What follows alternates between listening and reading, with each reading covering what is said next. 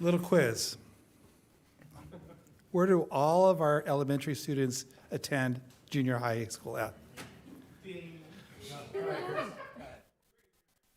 What a perfect lead-in for tonight's presentation. Thank you for participating on that. Yeah, I have a half-eaten cookie there. Again, thank you for this opportunity to present our facility study. This is a journey that we've gone through. So for a little bit of background for those that haven't really seen as part of this process. So 2018, go back before COVID, we did a master facility plan, engaged the community, engaged our stakeholders, green dots, blue dots, and prepared a feasibility assessment and some type of a cost estimate, which was a lot of sticker shock back then, right? Over $300 million of needs in our district, which became the basis of Measure G, which was a bond facility attempt right in March of 2020, which we remember what happened in March of 2020, and we'll call it COVID.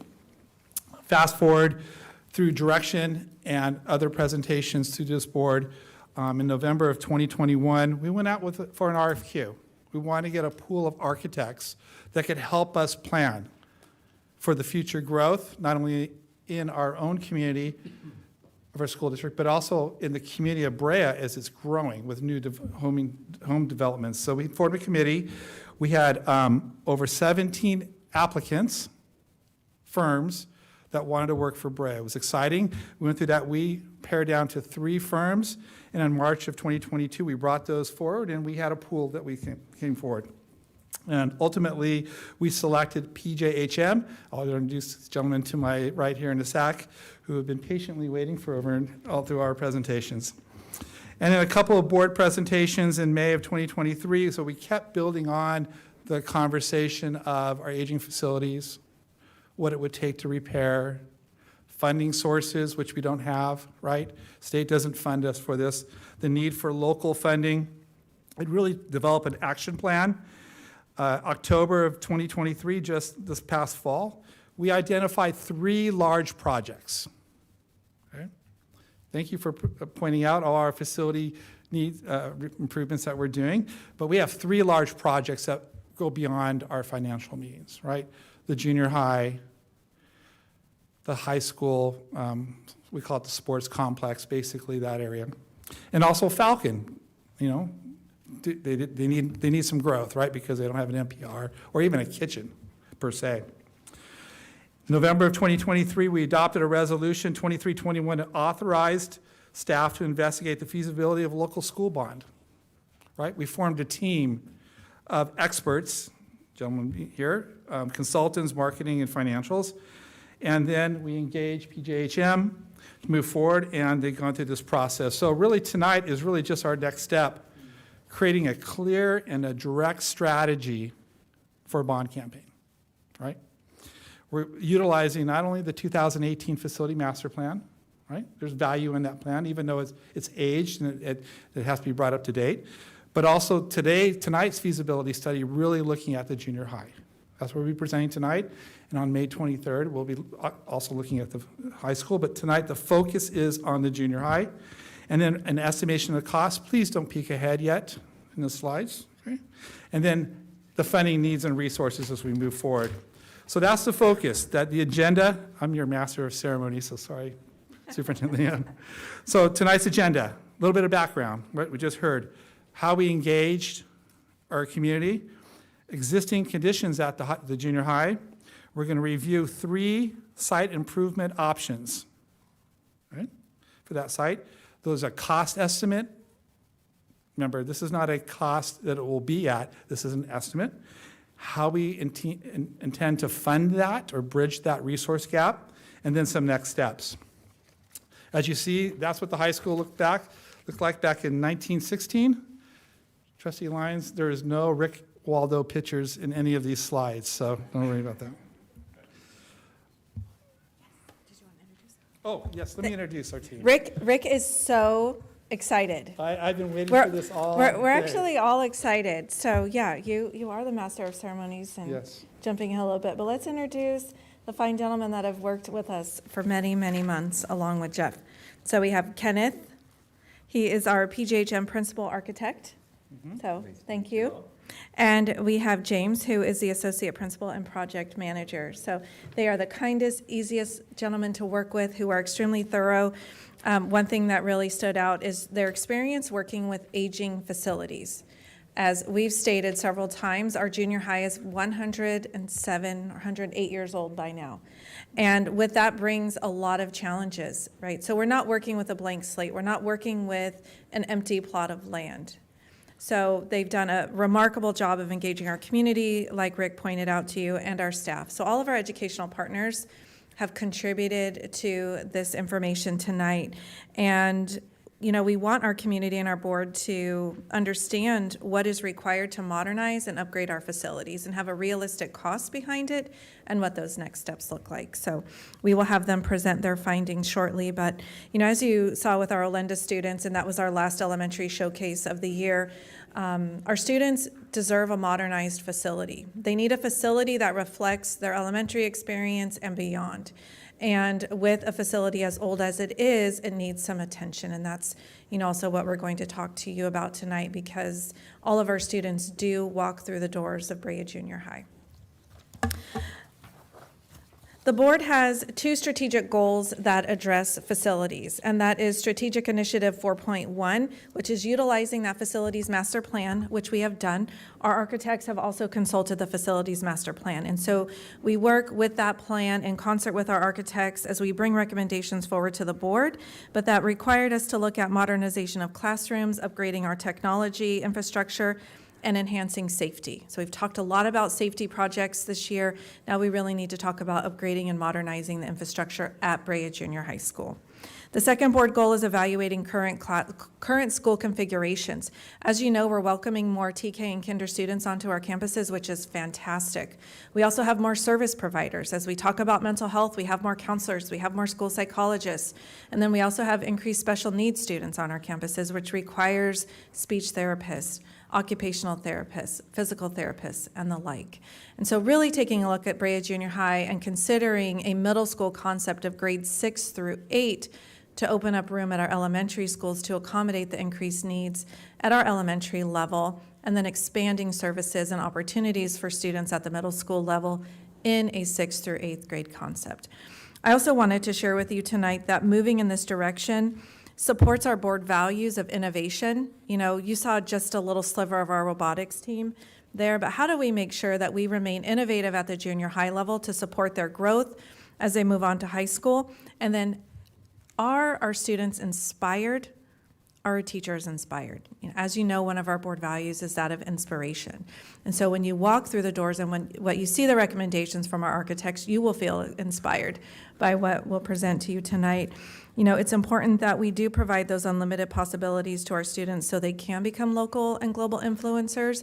And, you know, I hope we have several community members listening in. I know the board is ready for this presentation, but it's critical that we're able to provide our students with the facilities and infrastructure that our community is looking for and that our board is looking for as well. As we looked at the desired modernization outcomes, worked very closely with our architects, and academic excellence through programmatic synergy was really important, and that's the 6th through 8th grade. We talk a lot about program alignment. We talk a lot about CTE alignment. How is everything connected? As you know, robotics started at the high school. It was then brought down to the junior high school, and now you see it at all 7 of our campuses. We have 6 brick and mortars, and then our online academy also has a very robust robotics team. So every single school has robotics. We take a look at a safe and welcoming campus. So when we redesign schools, upgrade and modernize, that is part of our conversation. That is why we're exploring some other safety enhancements around our school. And then enriching student experiences. So again, we want our students to feel inspired. We want our staff to feel inspired. We want them to be set up for success in college and career when they graduate from Brea Olinda Unified. And then efficiency and consciousness is important. We had a lot of conversations about the cost of the projects. They listened, they worked with us, they recognized the importance of making sure that we were fiscally responsible, that we're environmentally responsible, and that we take a look at renovation and modification where we could, right? So where can we renovate? Where can we modernize? Where do we have to demolish some buildings. And then how is this a sustainable campus moving forward? I think they've done a fantastic job, and we look forward to your feedback as we move through this presentation. So as you have questions, please feel free to ask us along the way. Yes, thank you. You're welcome. So engagement was obviously very important as we went through this process. A lot of this engagement started back in 2018-19 with the facility master plan. But just some call out on some of the planning committee. Some of those are here, Brenda and I, and Dr. D'Agostino and Dr. Rogers, cabinet, Jeff Rotto, our MOT director extraordinaire, Principal Cole, principal of Brea Junior High, the board in our presentations, True North, as you recall, and Team Civics, which just reported and presented last February about our survey findings. And of course, these gentlemen and their firm as we went through. And of course, they have support behind them too, and engineers support, structural, electrical, and mechanical engineers are on their staff or part of their team that went through and helped identify some of these costs. So as Brenda pointed out, some of the survey priorities that came out of the survey that we did through Team Civics in True North, some of the priorities bubbled to the top, and they identified and were in line with the core ideas. Educational pathways, and it showed the opportunities there that were important on the right-hand side. Improve the quality of education, indoor and outdoor. And thank you for giving us a tour of a school in Irvine that really had that mix, that open field. The classroom was just not in the 960 square feet. It was actually the whole campus. Some of the designs it was just open air, just the walls opened up. And not only did they open up for facility-wise, but you can see the kids' minds open up because they got to bridge out there. Upgrade and repair aging facilities. It's a no-brainer for Brea, right? Especially this site. Removal of hazardous materials. We don't store hazardous materials on site. These are just materials that we're building back in the day that have now been identified by the state of California that could be hazardous. So we don't store hazardous materials, but that is a priority that came through, and of course we'll address those. And then safety and security of the campus as we move forward. Just some takeaways from the survey that you can see the incredible support for repairing and upgrading classrooms and school facilities. And this is just, which we already saw this back in February. This, you need 55% to pass a GO bond, a Prop 39 bond, and by age group, so incredible support, but also the three last bars on the right-hand side, these are our parent groups. So incredible support for repairing and upgrading facilities. So that being said, I'll bring both of them up, and they're going to talk about existing conditions, okay, of the junior high. Great. Hi, thanks for having us tonight. Again, James and Ken. We're with BGHM Architects. So what we've done here on this slide is look to summarize the key points that came out of the assessment, both programmatic assessment, knowing the district is looking at a potential 6 to 8, as well as the facility assessment itself, the buildings, the site, their condition. And then we always look for opportunities that arise out of that. So you have buildings on campus that are more than 100 years old, right? They have historic value, though, right? And we recognize that. So the intent is to value those moving forward, look to try to modernize those that make sense and are valuable to the community. We also looked at the increase in student population, right, from 900 to potentially 1,600 if the sixth grade comes on board. And obviously there's capacity issues if that happens, and so the opportunity arises to say we can densify this campus, we can expand this campus and accept those folks in. And then we also looked at the technical electives that you guys have so robustly here. Very impressive, actually, earlier on in the board meeting. We were talking, kind of blown away by the impact that all of these programs have on students and kids. So we want to help to bolster that, help to support that moving forward, and that was a big value and opportunity for us. And And then, you know, the joint use, you know, we have a city park adjacent. We have a lot of opportunities with an expanding campus. Comes opportunities for shared spaces, for assembly spaces, for outdoor spaces, you know, weekend after-hour spaces, parking. All of that was looked at and saw as an opportunity for the community outside of the school itself. So this slide looks to summarize really the status of the campus currently. You'll notice your main original building, built in 1916, more than 100 years old, but beautiful, beautiful architecture. You kind of saw it on the front page there, its original form. But obviously this is important. We understand that, and we're going to look to keep this building in place throughout the options that we'll show you. You have a large amount that have, you know, or 80-plus years old, right? And they've been through some moderate modernizations over the years, but they are definitely showing their age. We'll get into some of the details of what that is, but keep that in mind moving forward. We have kind of a few that are 50, 70 years old. You know, district maintenance and operations has done a great job doing and maintaining these facilities throughout the years. But they're showing their age, and the capacity is kind of running thin for some of these things. So, and then we've got some more recent on campus here with your portables, right? With portable buildings, as we all know, they're meant to be temporary. And with such a wide, broad look at what's possible on this campus, you know, just keep that in mind that there's some opportunities there for reconfiguration there. So, safety. Okay, so your existing parking there, the parking lot B there on the left-hand part of the slide along Brea Boulevard. As many of you probably know, there's some queuing issues at pick up and drop off, creating a somewhat, you know, compromised condition for the district and for the public. You have students dropping off along that boulevard and coming on into campus. And so we saw that as a really key opportunity to say, how can we improve your parking and drop-off facilities and bring a lot of those folks onto the campus itself before they're dropped off or picked up. So, and then you have your secondary parking lot A. You have a lot of informal drop-off happening, right, across the way in some of the commercial areas. Students are, you know, moving across the street. And so how can we get folks on campus is really our goal here, and that's what this slide is looking to illustrate.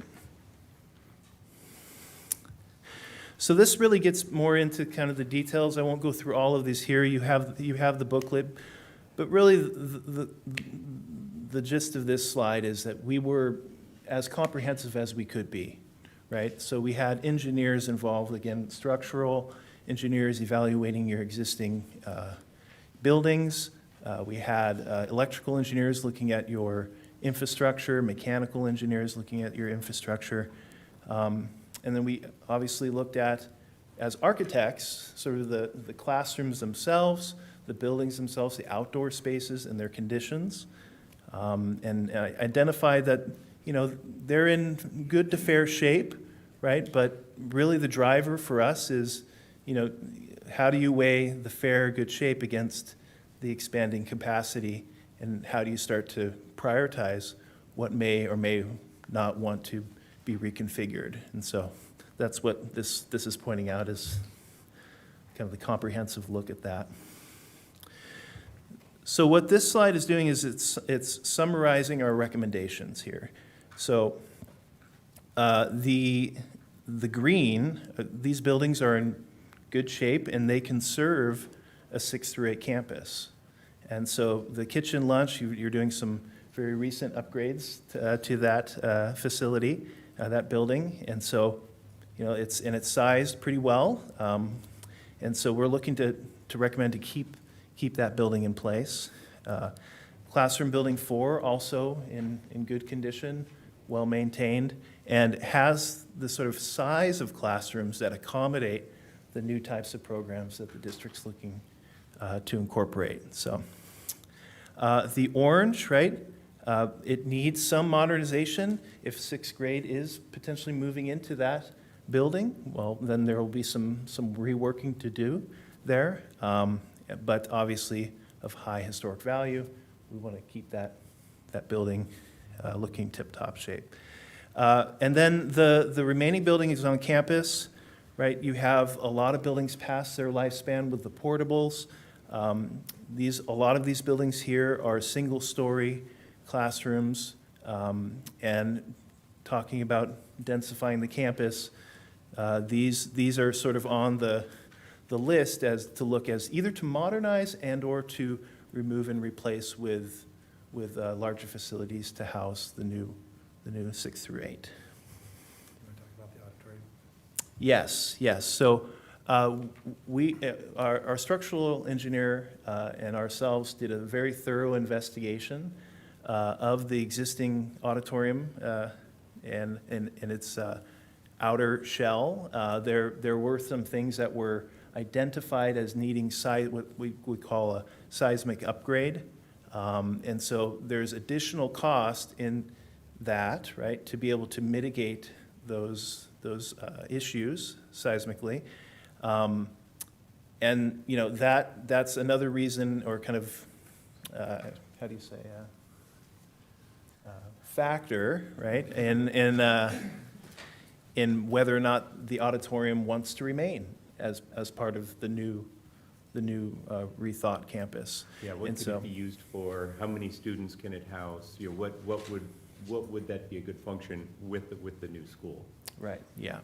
Yeah, capacity is, you know, it serves small assembly, but with a new larger school, new larger population, is that the right use for the, you know, the space allotted within the campus there?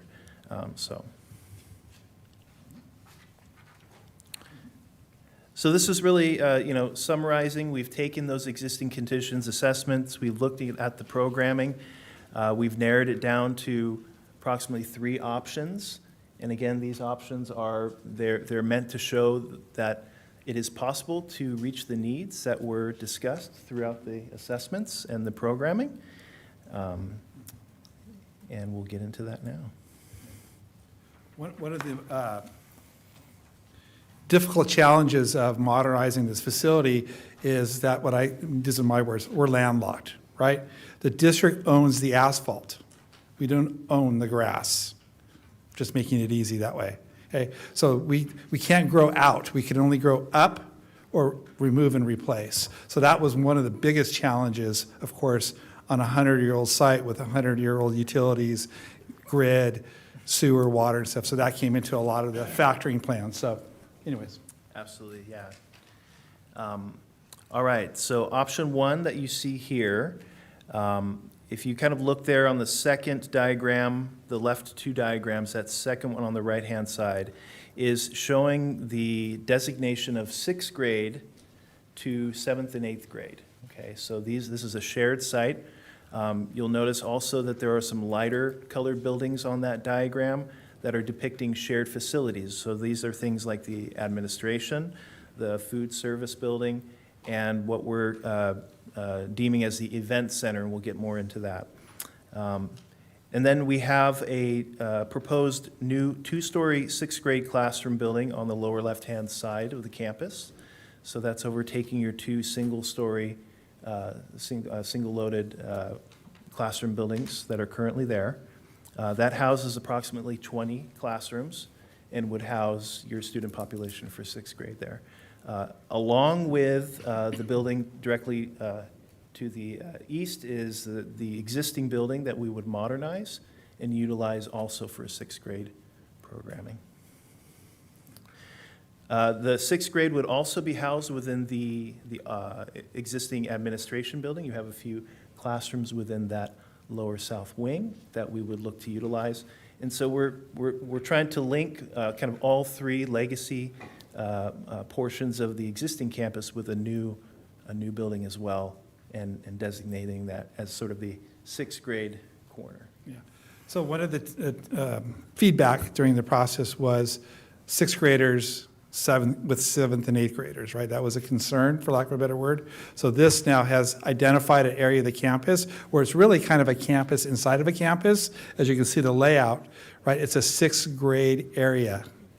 Obviously, they'll go to the event center, what we call the gymnasium, and also the field for PE and stuff, but really just kind of keeps them in that little hub there in that area. So that was important too. So think that, and you'll see that throughout the three options here is that is not going to change. Okay. Yep. So moving towards the center of the campus, what we've done here in this option, as you can see, is that the auditorium has been removed, and we've replaced that with an outdoor assembly space. It's a large central hub, right, where we can get a lot of students together and congregate there.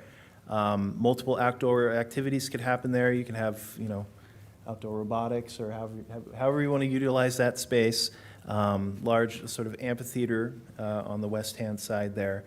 And that's really looking to sort of tie the campus together between 6th, 7th, and 8th there. And then on the right-hand side, with the multiple sort of blue-type buildings, is your 7th and 8th grade wings. These are two-story with sort of outdoor breezeways. What we look to do is separate portions of the building programs to allow, and you'll see in some of the upcoming slides here, opportunities for indoor-outdoor flexible space, informal areas for learning that are not just your traditional classroom. There are opportunities for sharing between programs, and we've created some outdoor space to do that between the wings there. I have a quick question, I'm sorry. What does CRS mean? So this is like 6th grade CRS, Oh, classrooms. just classrooms? Yeah. Classrooms, yes. And how is that different than 6th grade building? The building's 2 stories? The 6th grade building is your existing one-story classroom building, yes, yeah. But they're both classrooms? They are both classrooms, Okay, yes, just, correct. it says building, but it's classrooms. And Yes. CRS is also classrooms? Correct, yes. Thank you. And then utilizing a shared facility, both for 6th, 7th, and 8th, as well as potential community use, is what we're deeming the event center. Okay, so that is before, during, and after school hours. Everyone is able to potentially utilize this space. It's an added community resource. We have parking that's implied that is expanded to the northwest there that can help accommodate that type of facility. And we've located it on the north end of campus so that it's a direct breakout during PE to move into the outdoor athletic areas. So what you see here too is that northwest parking lot. Currently you're about 114 spaces. This expands you to approximately 150 spaces and gets you almost 700 lineal feet of on-campus drop-off and pickup, whereas now you have about 200. So we've gotten a lot of those folks that are queuing on Brea Boulevard now on campus before their students are leaving the vehicle, so. Build up, yep.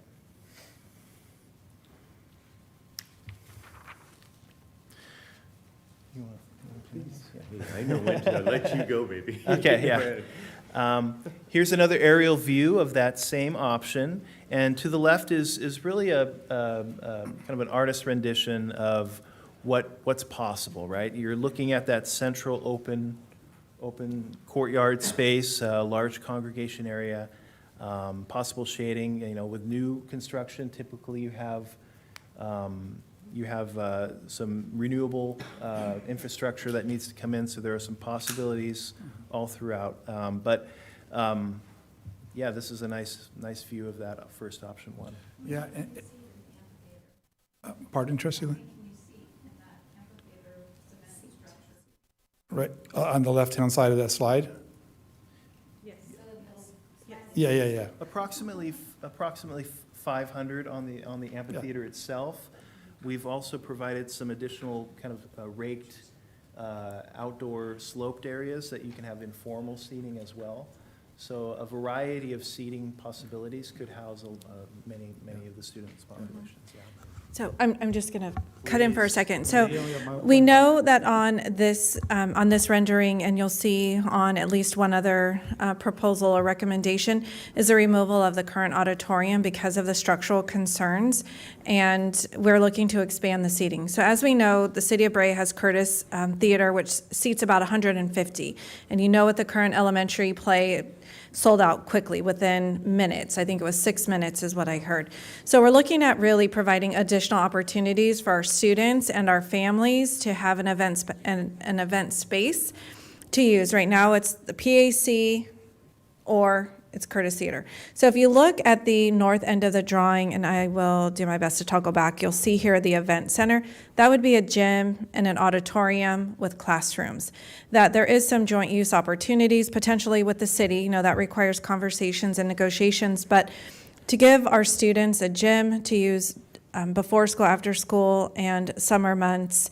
Also, a performing arts center would be there. So we're not losing the theater space. It would just be folded into the event center that's right here with additional classrooms. So you have indoor space here for our community to use, for our students to use. The PAC is a hot commodity. You have to get on that calendar a year in advance. And then also that exterior space with the renewable energy features, outdoor learning spaces. The school that we toured in Irvine was absolutely beautiful to give teachers and students that opportunity to have that outdoor learning time that, as you know, those flexible learning spaces that our elementary students currently enjoy would be great to extend on to the junior high. So this is, you know, the campus footprint here is a little wider, and then you'll see the campus footprint change. That was also another reason for locating the event center to the north end of the campus with that expanded parking. Currently, the city has no gym. Yes. Capacity be 12 to 1,500.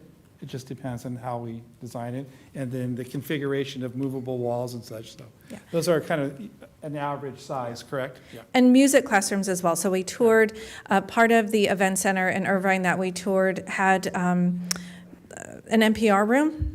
There were music rooms, there was storage. And so some of these details, we had questions too. And it would really come down to, is this a direction that we want to take? Now we can get into the fine details. But yes, increasing the space utilization and seat capacity would definitely be built into this here. So it would be of greater capacity than the current auditorium, but would also be more accommodating for choir and band and sports. Yeah.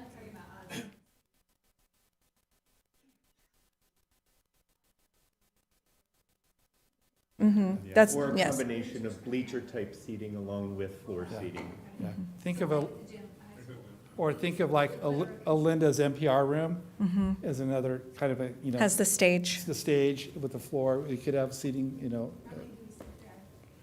Oh goodness, I think that capacity is well over 300 when we have chairs. It depends on how we set it up, if it's tables, but easy 300 in that space. Yeah.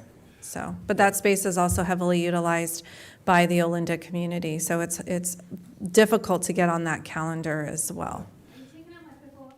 No. So, no, we have a plan. we Hold do. on. We do. We do have a plan. We know that is very popular, and we do talk to the city about that, but it is, you know, upgrading our existing space and then adding new learning spaces for our students. So should we move on to? Yeah, I just want to, one quick thing too, is the center of the campus is really the community area, right? And one of the proposals, or artists read, is a shade structure that goes from the admin building all the way across. So grass, think of hills, little mounds where kids can congregate, the amphitheater there, but really a heat mitigation factor too, as we know that's an issue too. But as you can kind of see that in the artist rendering on the left-hand side. So this is option one, which is the removal of the auditorium with an event center. They all have that, except for, next slide will have the auditorium still in there with modernization, but also really pushing the campus out widthwise. You can see we lose a lot of the asphalt, right? So we are going to give you another option. Sure. Okay. All right. So option two, yes, compresses within, right? It brings that central court to a more dense type of atmosphere, provides some hardscape play along, directly adjacent to your city park facilities, making that a little bit more convenient. And you'll notice here on this option that the auditorium is kept. So if that's something that is, important and through further discussions for the district, we wanted to make sure that we showed an option that had that. Yeah, so this option really incorporated everything that was on option one, except as James said, it brings it in a little bit. So it eliminates the shade structure, keeps the auditorium, so some of the dollars would go into modernization of the auditorium. Okay, if it's staying, it's going to need to be modernized. The admin building is going to be modernized, where you have all the new codes, right? We have gender-neutral bathrooms, we have solar, we have battery storage, we have fire sprinklers. There's a lot of costs, as you'll see soon, that goes in modernizing. So what's the ROI, return on investment? Do we modernize or do we replace? And do we, what's the goal? The goal still is capacity of 6, 7, 8, but how do we just want to give more? So this version here gives a little bit more blacktop space, right? Which we heard from our PE instructors, right? They love to do that, right? Sometimes when it's rainy, the grass gets very slick, wet. So just another look. And the parking, the 6th grade wing, the existing buildings are all the same. So just a kind of a little different configuration. So that's how you see it now in the 3D. This is kind of the look of option 2. Right? And as this picture on the left hand of your slide, that's kind of looking into the 6th grade wing, just to kind of give you an analogy. Those steps would be another area for congregation, kind of like a little amphitheater. You could do some outdoor learning, but it also allows it to the 2nd story, like a staircase.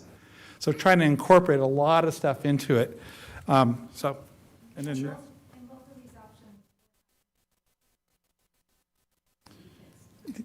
it's in the event center. Event center, it's think of it as it's not the gym that we grew up with locker rooms. It's a big building that's multifaceted, multi-purpose with the locker rooms that are specific to code. So that it's just a big building. Yeah.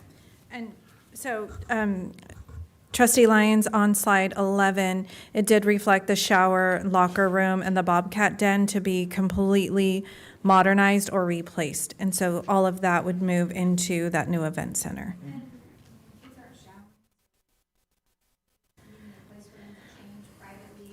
Yes. Mm-hmm. Yes. Mm-hmm. Okay.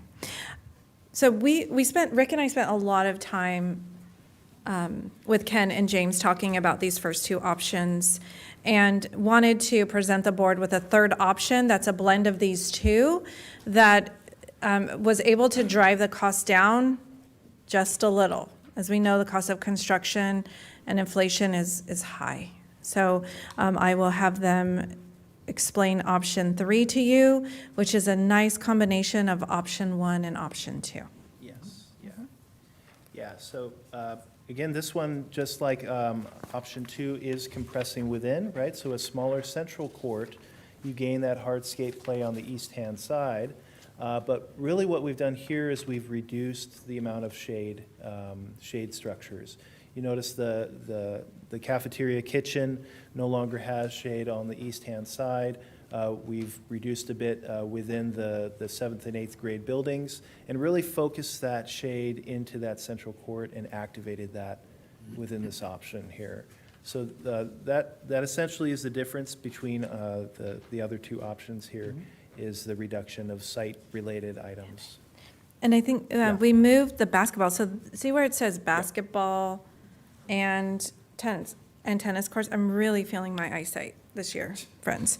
That can be pickleball as well.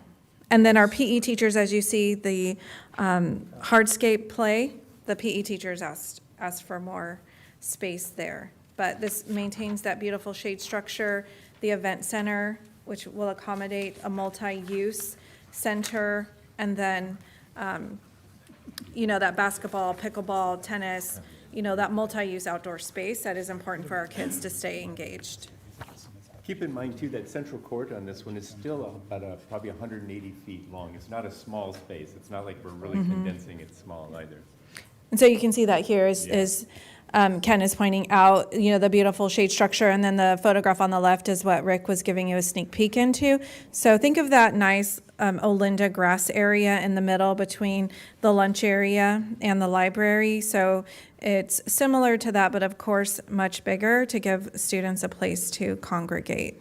Yeah, we had imagined that seventh, eighth grade wing and then those separation of the buildings as sort of your hubs for all of your different pathways, right? And so outdoor breakout areas could, you could start to cross-germinate some of those programs together and create a dynamic type of learning, indoor-outdoor learning environment there. Yeah. And as we go to the next slide, keep in mind, all three of these options were put together so we could kind of get a range of, for costs for the project, which the next slide will lead into. Right. So, this is an estimate of costs, primarily by square footage, linear footage, estimate of soft costs, general markup costs, which are pretty standard in public works construction for school districts. The challenge is the escalation costs, right? It's a factor of how long is it going to take to build this, phase it in, number of years, whatever, and has pricing increases with inflation. So you build those in too, but we had a midpoint on this. But, realistically, anywhere from, 120 million to 114 million dollars for this particular configuration. Remember, we're demoing immediate mitigation of materials, new build, new hardscape, new parking, furniture, and all the components of. So it's an estimated cost. This is not the cost for those that are listening. It's an estimate of cost, but it's a pretty good factor. So as this leads into our bonding capacity, and we had all the other presentations, you can kind of see where the presentation is going towards how to fill the need for the resource to build this type of project. Okay, but just to give you an idea.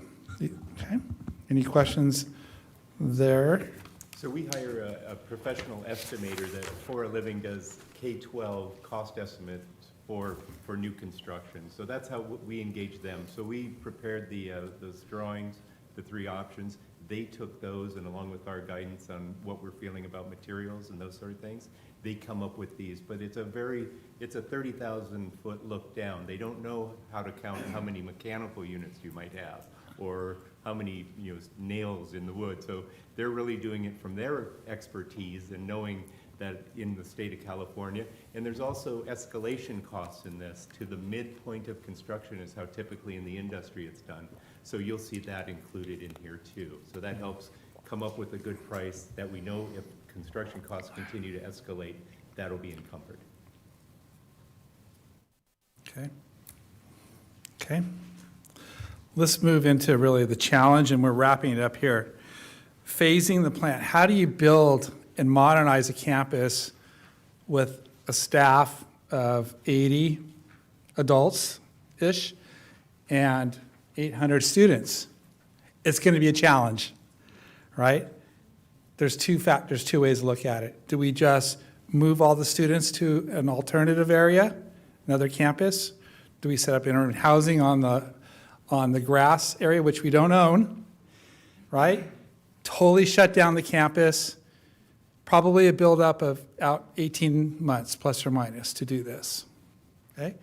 Or do we try to phase it in somehow, which would be very, very challenging. I don't recommend this, but it could be another 48 months to go through this phasing. As you're taking specific areas, tearing it down, and building up on a working, very busy campus, probably losing parking lot for a good chunk of that, right? Because obviously, and where do you stage construction materials? And where do you just operate from? And of course, the facilities, the main electrical feed, Jeff, correct me if I'm wrong, comes off of the cafeteria that feeds most of the campus. Auditorium that feeds off most of the campus. So there's going to be, which will drive up costs. And so the longer we build out, let's say we phase it out over 4 years, that escalation of costs could be a big factor, which is really just throwing money away. So no answer tonight. I just wanted to show you that this is probably the most difficult phase of it, is how do you build it out? Okay, I know raising the 120 million is very difficult too, but also building this process is pretty tough. And as we talked, if the quicker you can build a campus, you're better able to control the cost. But if this were to extend out 4 years, like Rick was saying, in an extended phase, then the costs just escalate up. So, it's a balancing test to if this project were to be approved, if we were to raise the funds, the recommendation would be to build it as quickly as we can to help control some of the costs. Right. We're going to take a lot of creativity to do this, and ask for a lot of patience and grace as we go through this, because it's going to be a big task. There's no doubt about it. All right, summing it up to the bond campaign feasibility study, we know from the study results that the top 5 responses that came out of the 508 respondents, right, as you see there, all really relate to the junior high. Even number 4, which said upgrade the 107-year-old Brea Junior High at local school to attend the progress towards graduation, 71%. So that was a very probable yes or definite yes that they would vote on a bond, right? So we know that we're going down the right road. And then anyone that's watching, there's a QR code, that'll take you to the feasibility study that was presented this past February. So some final thoughts and next step. So obviously the funding source, we presented that back in October, the different funding source avenues, right? Local bond, lease back, using some of our money, developer fee, we went all over that, and there's a link that goes back to that. Working with a potential state bond, which they're talking about for the November 2024 ballot. It's going to be very challenging, right, because of the economic conditions of the state right now. And the governor has no appetite to put a large debt on the November 2024 bond election, right? He wants 3 priorities on this election: school facilities bond, mental health bond, and a climate bond. I'm not sure what the climate bond is, but he wants no more than $15 billion debt on the November 2024 election. But that being said, we're not in line for any state reimbursement because we have no project in line. So, and the state's already backlogged. So what I'm trying to say is a lot of these costs are going to be borne on us and our local funding source. That's the takeaway. Again, continue with community and staff engagement for a 6-7-8 middle school model. And in community engagement, really to support this plan as we move forward. I just reposted this slide. We're right on target with the 1, 2, 3, 4 as we go towards November of 2024. That sounds pretty good. And so we're right on track, right, as we go through this. So that was the intent of tonight's presentation. I just wanted to leave us for questions with this last slide as we look down the middle of the junior high school, what it could be and what we could imagine it to be, looking at that auditorium and in the green space as you look towards the 7th, 8th, and the grade classrooms in the background and the event center. So we're welcome to, we'd like to hear a lot of questions. Anyone? Nobody? It was a lot of information. Yes. Yeah. I'm thinking about my mic. Hi, Ruth Eleanor.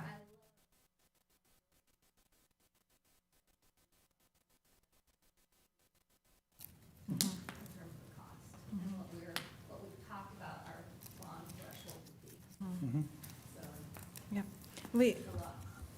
It is, and we've talked to our bond consultant about this particular project and how it fits into the polling results that North Star, provided for us.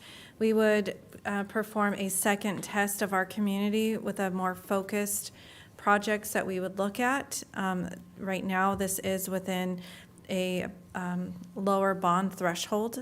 So, $30 to $34 per $100,000 of assessed value. And of course, that would require a lot of community education to help our homeowners understand what assessed value is versus appraised value to run those calculations. But yes, this did come in higher, which would be a primary focus of a bond effort, asking for our community's support. But knowing that all of our students pass through our junior high and looking at everything that we're doing at the elementary school, to have them have expanded opportunities at this campus to really set them up for success moving into high school and then off to college or career would be really remarkable. But we know it's a heavy lift, but we are courageous to bring this forward. We appreciate the expertise of PJHM and Ken and James behind us, and Shar, who is not able to be with us tonight. She's, thank you. She's very instrumental. She's a principal with PJHM, and it's her anniversary tonight. So, she chose wisely to have her anniversary dinner, but we hope to see her in a couple of weeks talking about the high school. But yes, Gail, it did come in high, and this is, why we implore, and the board has implored for so long, having the community support our facilities, because the longer it takes to support investing in our facilities, the more expensive it becomes. And we really do feel that the time is now to start investing in our school. It is 107 years old, preserving the historical value of the main building, but also making sure that we remain innovative and competitive. Orange County is a highly, highly, highly competitive environment in a TK-12 arena, and including our college spaces, but it's important that we're able to provide our students and our families that choose to stay in Brea with the absolute best opportunities for students. Anybody else? No. No, but yeah. Yes or no? I have a million, but I'm not, we're not at the stage of those kind of questions that's why I'm sifting through my brain. I was looking at the cost, okay, take away the sixth grade, and then how much is it now? And then we still have to put the sixth graders somewhere with all of the new city building, all of the building we have coming. So we still have to modernize somewhere else if we don't do it here. I'm so excited. It looks beautiful, except I'm so scared if the community doesn't support this. So that's probably what most of our faces are right now, because we know the need. I know the need. We know the need. I know it's beautiful. I know it would be such a great opportunity for our kids. I don't know. So I don't really have any questions. I guess I just had that sigh to do. But we have to do something, right? So what is plan B? What is plan B when the housing, when 1,100 homes are coming, and if there is no bond? What Right. is that? What's coming? Then what are we doing? Yeah. Dropping 50 million portables all over Actually, town? isn't Sorry, our I'm number hypothetical. 2,300? No. The city has to build 2,300 homes. Oh, yeah, but I'm talking about the family homes, like some of them are apartment, 2,500? 5,000. 5,000? I think it's 5,000. Over their Okay, general, over the general plan. over the yeah, general which plan. is- I'm just talking about this one area right now, right? The area. I forgot what I was even saying. Oh, yeah, that would be, we'd have to drop portables. Those cost $1 million+ anyway, and by then more. So there isn't a win. This is the win. We have to get this done. Right, and then think of Country Hills, because we've talked about that. So there's a list that we maintain of our classroom needs as we look at not only the ERA project, but the Brea Marketplace project and, other developments. The mall, will draw about 90 students. And then there's other projected developments to start, in 2025. And then ERA may start scraping at the end of this calendar year. So we need to get ahead of it. And looking, Country Hills has no additional space. We don't own the land around Country Hills. We own just the asphalt, not even the parking lot. So it is an urgent matter to discuss and share with the community. We know that this is a lot of information to digest. Ken and James will be back on May 23rd as we talk about the high school, because that was another feasibility study the board asked us to obtain. And if you'd like, we can also incorporate the junior high, give you time to digest this information, write down some questions. We can meet one-on-one certainly, but then ask the questions at the May 23rd meeting if that would be helpful. We can combine and talk about the junior high and the high school at the same time. And I think that, no, I don't think I know, that what we've done to date so far, We've polled our community. We believe we found an area of supportive dollars through the survey, right? I know we've been through that road before, but we believe now through the respondent, the 105 respondents, right?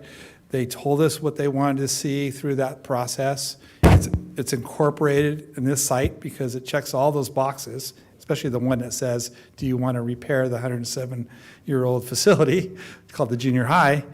We've checked, we've bringing in a project that we believe that will harness that results. Not saying it'll be, we know it will be successful because now we'll have not only numbers, but we'll actually have a story to say where this project is. It's a one project list request. It's going to go to the junior high. That's why I started off with the quiz. Where do all students in Brea, Linda School District, go through? Right? And Trustee Becerra won. But, you know, but we all knew the answer, right? They all go through the junior high and up through the high school. So this project just happened to come in at that cost that's supported for the ask. And so we believe if we bring the two together, we will be successful. I wanted to see what the responses were. So, but I believe we will be responsible. So that's kind of how it all came together. So we know building and increasing this facility will take classroom capacity pressure off of the 6 other sites, right? We've talked about that years, probably 2 superintendents now through this process and multiple boards. So we know that because it all goes through one site, the best return on investment is this facility. It would be nice if we can, you know, tap into the 300 million capacity that our district has to do a bond. We can't go out for 300 million, but we can. But this ask seems to be the results that we just got back just months ago. And we're going to do another tracking poll. And if we go and call a resolution to move forward, we'll do committee work, of course, and the real hard work. But at least we'll have a story and a storyboard to say, here's where it's going. At least that would be our message. Yeah, this is one idea we have now. Of course, we would have a board presentation that we've talked about in June to further explore bond and any other projects the board would be interested in. But of course, as you see, this would take the bulk of a bond if we were to seek one. Carrie? No, yeah, I actually thought of a question. Some of the soft costs that are in there, can you tell me what those are? And landscaping. You know, you see the pretty finished picture, but none of that's included, right? Soft costs are in that? Or soft costs? Yeah, soft Where's, costs are yeah, I included. saw soft costs, but what, Yeah, so what For those example. typically will pay for is all of your, like, DSA inspection, DSA review, so all the governmental review costs. It could include construction manager costs if there are such a thing. In this case, maybe not. It could be in the other. Architect's fees, all of your utility surveys and all of those Okay. are all included. not So landscape furniture? That's not, like, we don't have that yet. landscape will be included in construction costs. Okay. And Yeah. furniture is too. Yeah. Furniture is too. Furniture is in here as well. We did Okay, ask that. okay. Oh, It may not be a line item, but, Yeah, it's within either the classroom and or the site. okay. okay, thank you. Anybody else? Do you like the concept, the overall design? My one note on this would be, when I envisioned a bond, and I envisioned one almost 8 years ago when I first ran for office, I saw what one was. This is what I envisioned a bond would look like, where the people can touch, see, and feel what they're actually doing. And that's why this is a different animal, in my opinion. It's beautiful altogether, so, but And we've been, you know, I feel we've been diligent and very authentically telling our story to our educational partners and to our community so they understand what the needs are. You know, to respect what the community is also asking us for, which, you know, as we look at the LCAP feedback, facilities always comes up as a need and a request, technology, infrastructure, that modernization. And so now it's like, well, community, you're asking for this, we need your support, because clearly the state does not support school facilities with a district like Brea. And I do feel that we have great community relations and great community partnerships that we would continue to engage to see where we're at moving forward if the board so desired to move in this direction. So again, this isn't the final recommendation, it is an option, and we wanted to make sure that we met the board goal of bringing forward this feasibility study, so we all have a realistic view. Because trust me, when Rick and I receive these numbers, and I'm sure architectural partners too, it's shocking to see what the current cost is of construction, you know, with a facility that meets the current and future academic needs of our students. Charlene, who couldn't make it tonight, is an expert at state funding, and maybe that could be touched on in 2 weeks. Oh, that'd be Because great. there is potential for reimbursement from the state. There's a long line right now to get reimbursed, but someday there will be.